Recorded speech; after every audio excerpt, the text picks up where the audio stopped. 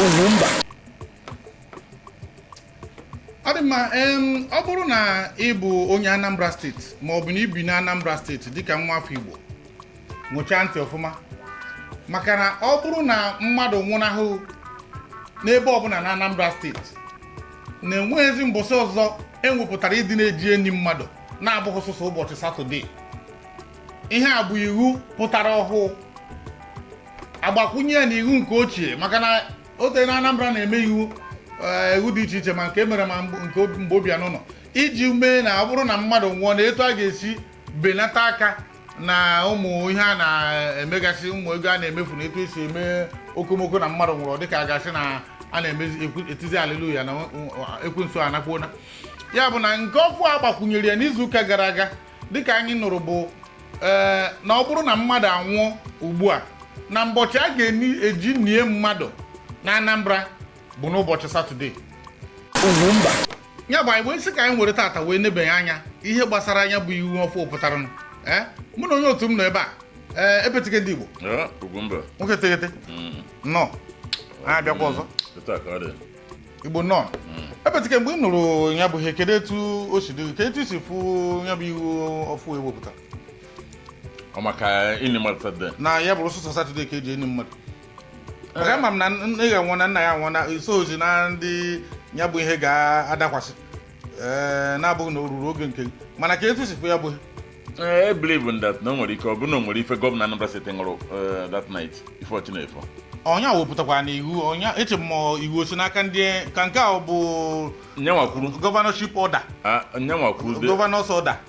o nwere iwu dị na Anambra steeti abụrụ gọvanọ wepụtara ya ndị haus wee weje ha saịnụ ọdụ ka na-agụdo ya gosef nke a karịzị mandate amazi nnọọ ihe nke ha nọ na so ihe na-ekwu na ka nke a kịta bụ na gọvanọ ejighị anya ya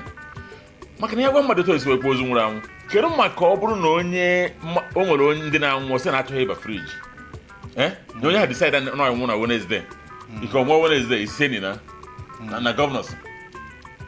ma ọ bụ na ike na ndị a bidoro mmadụ sị na ihe onye ego ha nwere friji ego 3 days ma ego 4 days ọ bụ na kwesịrị na Wednesday isibeni na gọvanọs na Saturday o nwere ndị ife adịghị mma ịkọ akọ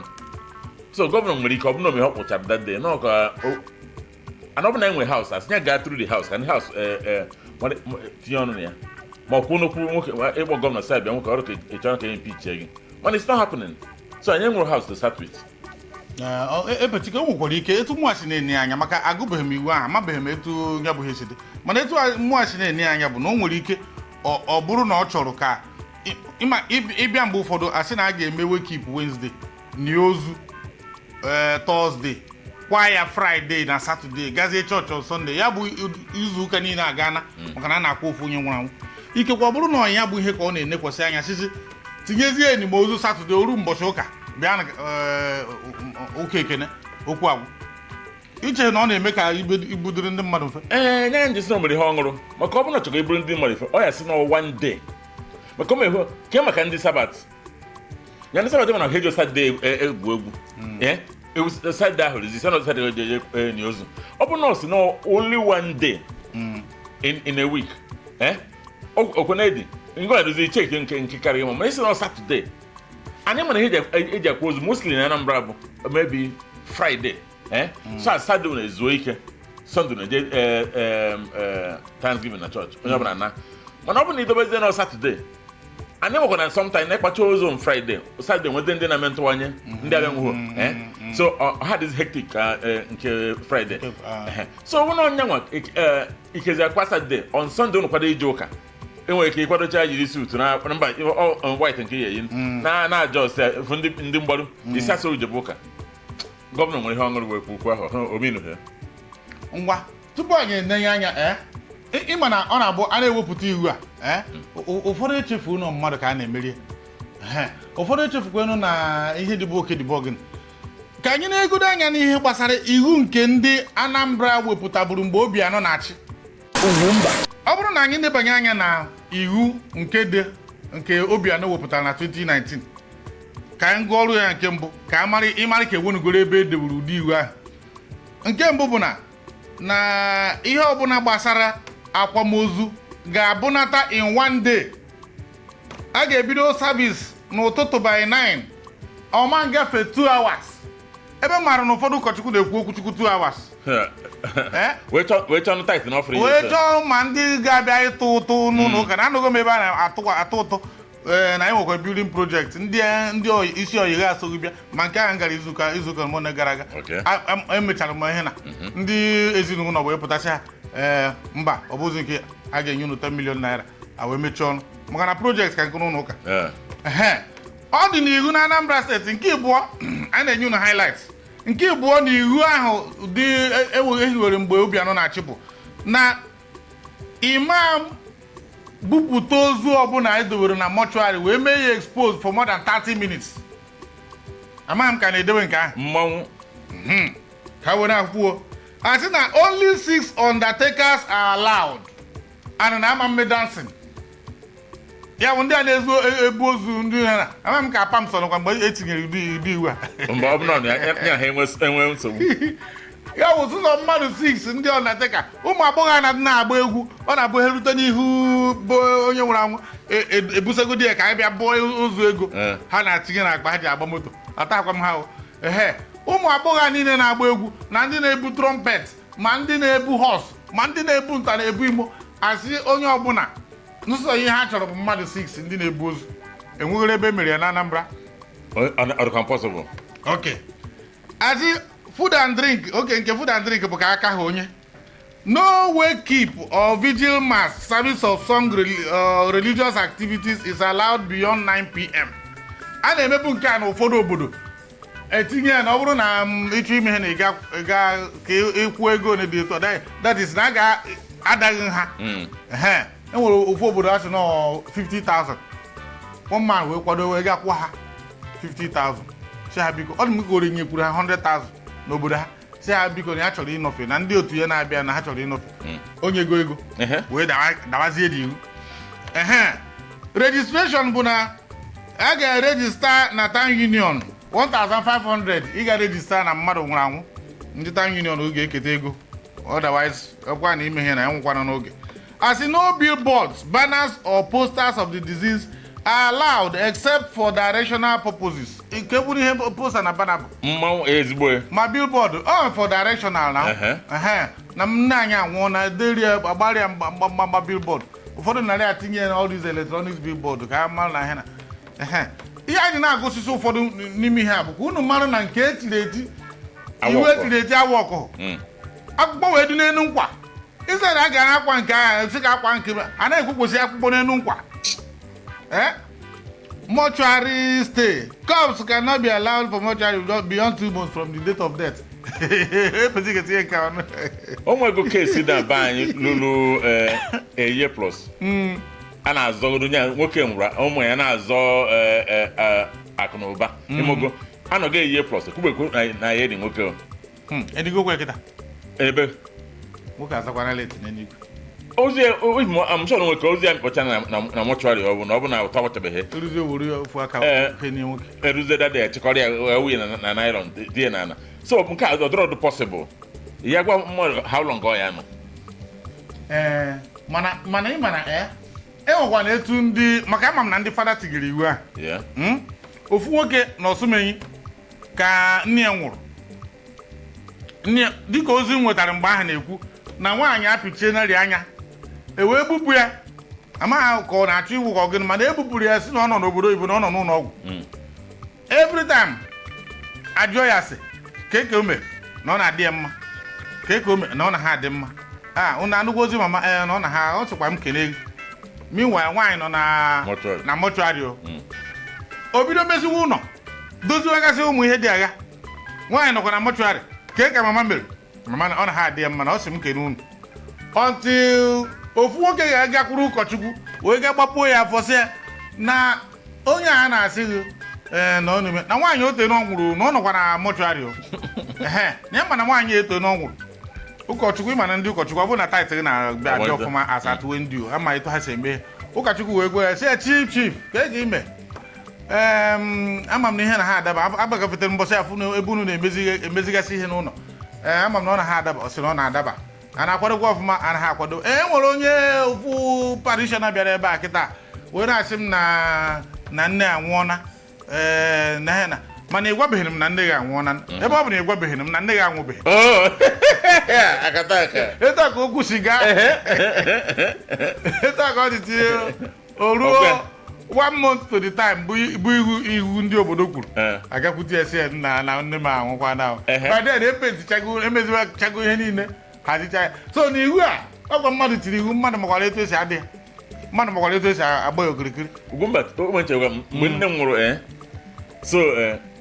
ofu nwanne nwoke o nwere brother mana before ọnwụọ ebu m ya jee that place anyị n'ọgwụ ta mbuje jefo nwanne nwoke emesịa ọnwụọ akweghị agwa because nwanne nwoke akakwa n'ahụ ka ọ lee nwụ so nsogbu adịghị orubọsị anyị jeru ije buje ozu mgbe a na-enizi ozu first of all abịa in the morning ọkwa ndị na nwaanyị anwụọ since ọ abịa in the morning na ahụ adịghị ọmụmụ ahụ ahụ adịghị ọmụmụ ọ na-emesi asị na ebujekwuru ụlọ ọgwụ asị na nọ n'ụlọ ọgwụ okay echelu ọdịnwa obere aịpụ ilo jigha azụ ha na-enweta news kịta n'ojebe gị ife ha tie na arụ eme gịnị mere gịnị oruhozi 30 minutes eburu ozu ihe na-abụte tris anaghị abụ fọndịn ya mana ime ihe gị na ndị amechi ife so agwa ndị mmadụ wụtụrụ ọnwụọ na ha kemgbe ọ nwụrụ ma mgbe tiri na friji ma ihe niile dị na ha ma mana ikpeazụ ahụ kwifu dosins anyị emecharịrị ya iwu ka ọ bụ anyị emecha ịma gbuo ọkụkọ bunye nwaanyị ukwu ọ bụghị na ọ na-agbakọ nwoke ọnụ na ọka eme omenala etu esi eme ya maka ozu nwaada ọ bụrụ na imeghe ihe na epetike mgbe ka anyị gaa n'ihu enwere ọzọ na-atọ m ọchị a sị no second funeral right are allowed except on the case of legacy. Gọọmenti adịchakwa n'iberibe ma m ndị a na mgbe ha na-emebi iwu ma m no second dịka ihe maara na ụfọdụ na-anọkọta kịta ha ga-akpọlite ma nna nwụrụ anwụ ka ha wee nata ego ndị klọb ndị ha tụrụ na-atụbeghịrị asịghị na ha na-akwụ ozu onye our great grandfather isi mmadụ ọ dịkwa n'iwu Anambra ahụ mana na-eme masị na step of legacy that legacy need interpretation legacy onye okay nsogbu adị no road blocking is allowed except by permission from the local government ọ bụrụ na gị na local government chairman na-adị na mma nwere nke gbasara ya bụ na ụmụ iwu a niile mba ọwọkụ morning period no person shall subject a relation to of the deceased person to mourning period of more than 1 week ya bụ ọ bụ na ịgawa ihe kịta nwunye ya akwakarị na 1 week ma ọ bụ nwunye nwụọ ịkwanye ihe karịrị otu izu ụka ọ dị n'iwu Anambra steeti okuru nwe ofu etu iwu anyị si akpọdo isi n'ala ewee wepụtara anyị nke a onye ọbụla eri na ozu na Satọde enwekwara nke ọzọ ekwuru kọnzole gịnị nwa ihe a ga-enye onye abịara mgbaru gift a ga-enye bụ ofu dị a nkwụ ọcha ya karị na ofu dị a nkwụ ọcha 1 carton beer na 1 crate of soft drink na asụsụ ya ka ị ga-eji na nke a na-akpụrụ ebu na ekpuru ehi ekpure gaa kpụrụ ebe na ọ megidere iwu na Anambra ahụ efugoda ndị na-adịghị iwu ka nkụ including you ịnwụ gọvanọ na onwe mgbe ọ kwado nna ya ehi na-akpụtara ya ọsị ha pụtara na o nwere ike ọ bụrụ na ndị ahụ jọsịrị chọọ ka weta ọgbụrụ ehi asị life cow ha ekwu nke ndị ọgbụrụ ehi life cow wone ka akpụtara ya gwa ha ma agaghị m ọgwa ha abịaghị nke nna m agaghị m nke okay maka m n'ụlọ 18 so ụlọ ahụ o meghe ebe ụlọ billboard bụ Soludo mgbe nwekwara nna ya ma ụdị billboard adịghị na Anambra steeti o nwere ụdị egwu adịghị o nwere ụdị ori erighị o nwere ụdị champagne aṅụghị na gọọmenti na ọnọkọta na ha ka ndị ṅụrụ nwere ike nke ahụ abụrụ dịka na ndị bịara ji aka ha gote champagne maka na ka a chịrị akọ na agwụ achịcha efe na ajụ enwekwara ike ọ bụrụ dịka na mụ na gị bịara dịka nne asị oke na iwu mechibidoro ime ihe na ngwa ka anyị goro mmanya anyị baa na supermarket goro mmanya na ebe ahụ na-aṅụrị onwe ya the same thing because onye ọzọ kwa ifuru nke ọsọ na ndị conference ebe wee bịa bụ na ihe anyị na-ekwu n'iwu na a na-emeta iwu nwekwa ụzọ a na-enwe ụzọ mgbapụ na ọ bụ ghara na iji ego mana iji ha ego okwu agwụ ya bụ iwu ewepụtara na April 9, 2019 na ọchịchị nke Obianọ akwa ihu nke izizi o adịghị m chọọ na enwerugoro onye o jidere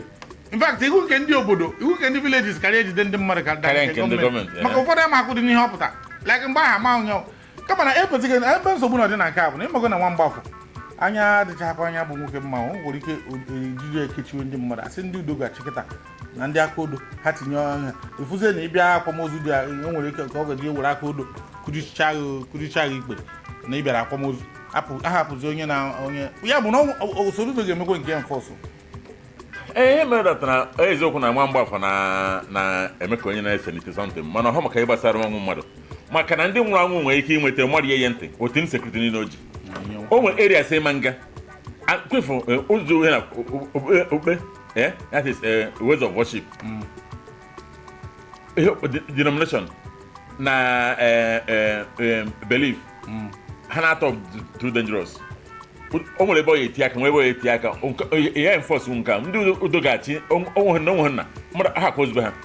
ị nwere ike ise ndị udo ga-achị obere na ebe ya efere rice na-apụ ọkụ ute ọkpụrụkpọrọ na abụọ na ọsịjuko hero jụrụ ya sị mara ihe ejiri onye bụ legend ọsịnye ya etu ọzọ ya ọbụla off camera adị ama maka ahụ iweta na social media mana ihe a na-ekwu bụ tupu na-enye ihe na eche m ma ụfọdụ ihe na bọọ chọwa ịpụta etu asị ka enwee wild consultation jụgasịa ndị mmadụ ihe itosu pụta mkpebi ya si ndị obodo ka nke unu dị ka maka na ị na-eti iwu ụfọdụ ị ga-ama na ọ ga-enye nsogbu iwu a bụ na onye ọbụla nwụrụ mbụ sụsọ Satọde ka a ga na-eji n'enyi mmadụ ma ọ bụ na-eme ụmụ mmemme ikekwe a nwere ike ịchọ onye ihe dị n'iwu a ka anyị mara ka enwekwuru ụzọ mgbapụ dịka nke a maka ọ bụrụ na ewezughị ya maham ka mmadụ ga-eji nọkọta asị na iwu ka ọ bụ na maka dịka mgbe nna m ọ wụ eziokwu na o tere aka 1985 nna m nwụrụ ụbọchị Mọnde mgbe ahụ ada ebuga mmadụ mọchụarị nye ahụ nwe ekwukwuru mmadụ ebuga n'ebe ahụ ka ga mịkpọ ya si ozugbo ọ nwụrụ ihe dịka 11-12 mgbe anyị ji batacha anyị si skuul na-abata akwadowe na mmemme a ga na-bute akpati mgbe ahụ oge ebute na akpati dowe akụọ na-ekwe ndị obodo amara na ihe mere apụta merie mọrị anyị abalị na ụtụtụ echi ya nwoke ibe m anakpuru n'ime ahụ mana kịta na ọ bụ na onye ọ na-abụzi onye nwụọ echeke ka emeta etu nye achị meta onye gọvanọ ihe na-eme dịkwa mma mana anyị chọrọ ka ị na-atinye uche na mgbe ụfọdụ na ọ bụrụ na ịdọọ ya n'ike na o nwere ike ọdọbie and ọdọbie akwara mana nsogbu ga-adị epetike nwapịachi ọnọdụ a n'anya na gọvanọ Soludo ihe gbasara tradition ejiro ha mee ya ga-aga na ya adasịrị agrama this kind of law ndị ya achọ bụ ndị nọ n'ala ndị na culture chieftaincy and tourism ịkpọ ndị a isifa na ihe ibu n'obi ha ji enebi anya ọ ha nwere je enebi ihe anya gwa gị na nke awọkụ na nke awọkụ maka na ife na-ekwu ọma wọk ịma restrict mmadụ n'ọsọ dịka na-enye ozu maka e nwere lot of things o nwere ndị ji Saturday mere ụbọchị okpukperechi onwe ihe emeka ọ na-eozu that day o nwere ndị chọrọ iji Saturday zuo ike enyicha ozu o nwere ike Thursday ma eweki Friday akwa ozu Saturday zuo ike Sunday oje chọọchị ịmantị weekend ọma wọk and also ihe Saturday bukarịrị Saturday ihe ejikere eme n'ala Igbo ịbụ ozugbo onye Igbo ịbụ onye Anambra ife eji Saturday eme n'ala Igbo bụ ịgba nkwụ ịgba nkwụ ịkwa aka n'ụzọ ime ihe gbasara nwaanyị ịnị ozu na-abụkarị Friday safe Thursday na-abụba ọ na-adị seldom so ihe eme ihe chọọ ndị ya nye gị advice emezina because na-ebu gọvanọ n'ihi eme nwunye mekwa anya a na-ama ifo a na-eti ụkwụ gị o nwere ike ịgbanahụ ọchọba ụmụaka o nwere ife adị eme kwefu nke a wechapịa na akụ ọ na eji okwu ya ejisi na nke ekwu na okwazi ọ ịpịachi akwụkwọ ya wuo oyi ekwuzi okwu maka ọzọ nke acha because Obianọ bido burial law ya even one day execute ha because of possible onye na-asị jee execute like okwu kịta nwere ka ịchọ ndị akaodo onye akaodo ka dị ndụ nne ya nwụ nna ya nwụ nọbụ na ha mgboro o mee ya nwaanyị kịta enwere rekọdụ kamera niile dị on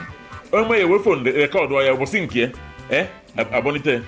so the best thing bụ ihe gbasara burial a nwanne nwoke ụpụ aka na ọ dị mma ofu ọzọ m ga-agbakwunyekwuru owu na abịa na obodo dị agha enwere ndị na-adị enyi ozu mbọchị eke ma mbọsị orie ma mbọsị afọ ma mbọsị nkwọ ọ bụrụ na ọ daba na Satọde a ga-achị ha enyi na ozu ha dewekwa ya Satọde ọzọ ọ bụrụ na icheki inwe ha ndị obodo ka edewe iwu nke ha dịka mbọchị eke na orie na afọ na nkwa obodo ka edewe ya mana isiji ebe otu ọ bụ na ọ marụgo anyị ahụ ịdị na-enyi ozu Wednesday, Thursday, Friday ezu ike Satọde mgbe ọ bụrụ na mmekwa ihe na ọ ga-enyekwa nsogbu adịkwa ama biko ọ bụrụ na ị na-ekiri anyị gaa na comment section gaa gwa anyị kedu etu ọ ga-esi ka mma ọ bụ ịhapụ etu esi emebu ya ka ọ bụ nwere etu a ga-esi mee ya iwelata ya dịka Friday ma ọ bụ Satọde ka ọ ga-abụ onye na-enweghị ike imenwu Satọde o mee Friday adịkwa ama